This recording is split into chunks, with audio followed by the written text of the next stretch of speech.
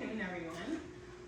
So I would like you to come with me to step into a realm where grief becomes a weapon and the disadvantages and tragedies of the past become a strength, utilized by African American 16-year-old girl.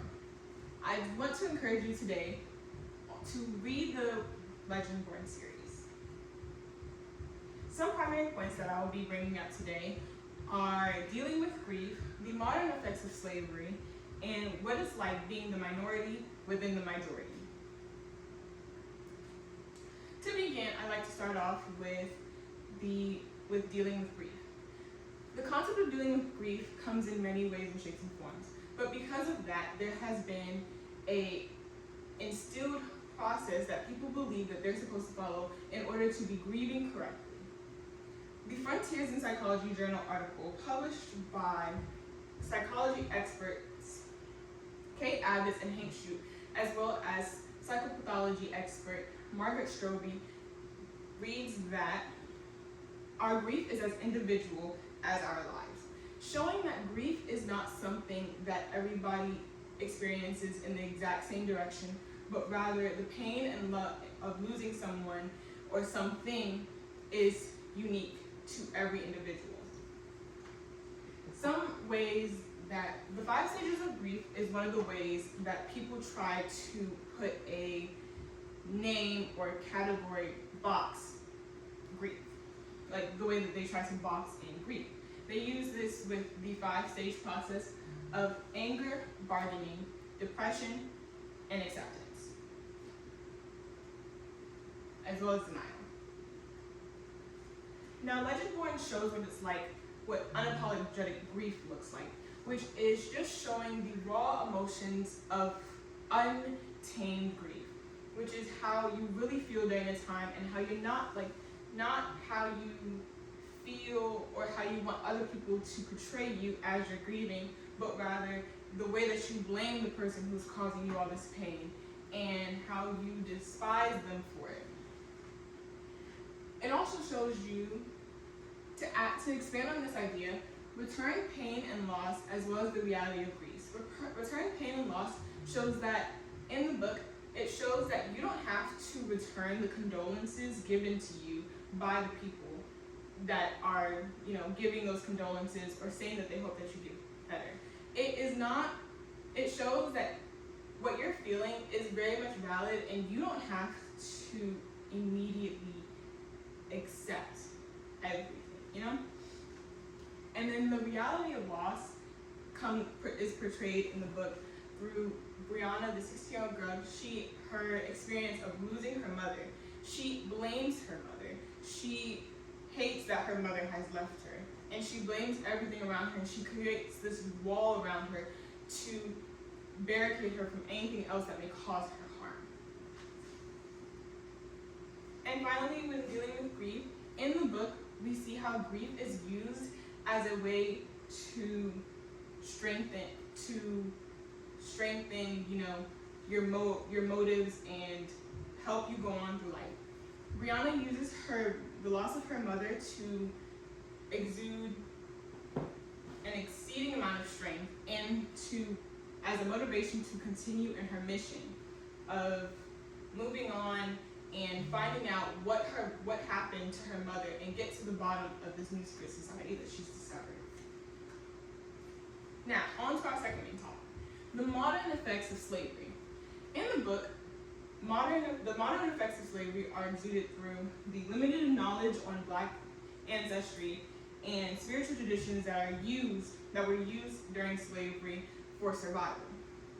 One of these traditions in the Black community, according to the U-Wire Messenger media critic Trinity Ian, add Legendborn cycle to your to-be-read list.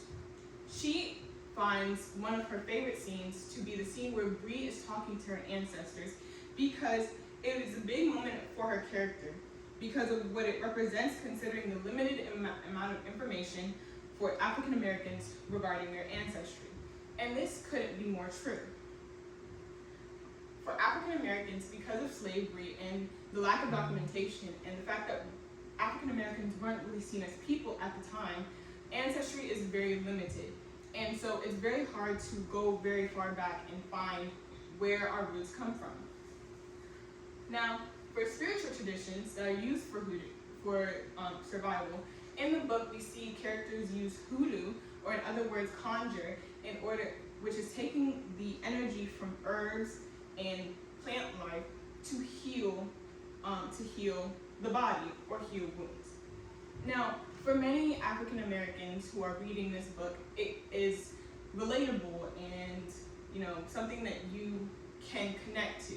For those who cannot connect to it in a way, think of it as a teaching moment for you and a history lesson on African American culture. Now, to my third topic, being a minority within the majority.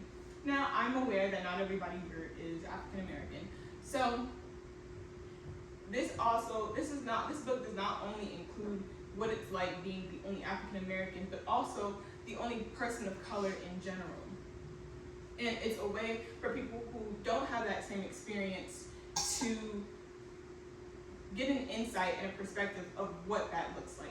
So some things that being the only person of color in a setting can look like is being doubted. People doubt what you can do. They doubt your interests or your knowledge and facts because of who they are and who you are to them.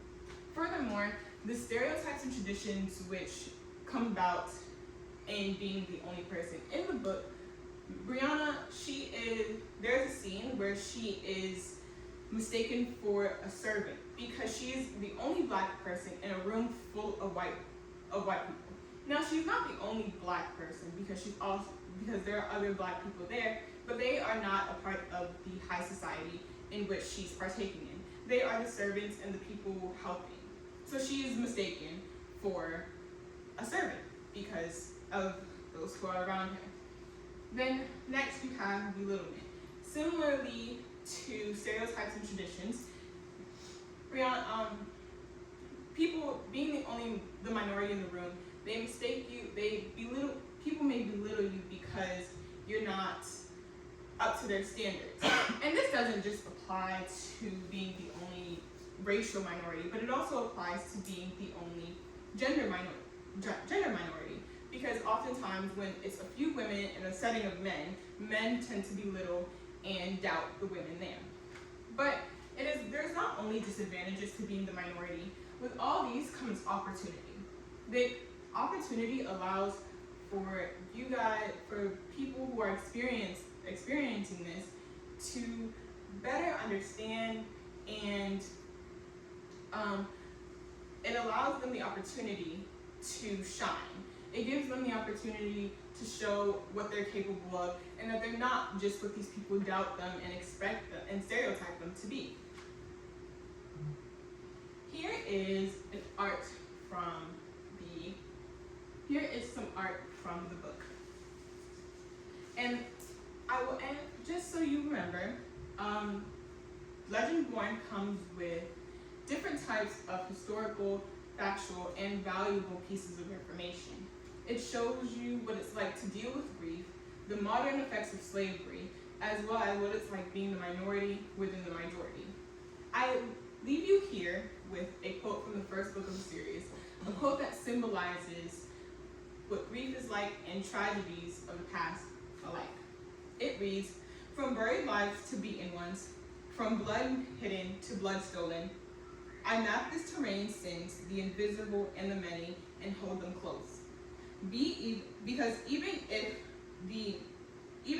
those sins take my breath away, the pain feels like belonging, and ignoring it after all I've just witnessed would be a loss." Thank you, and have a great day.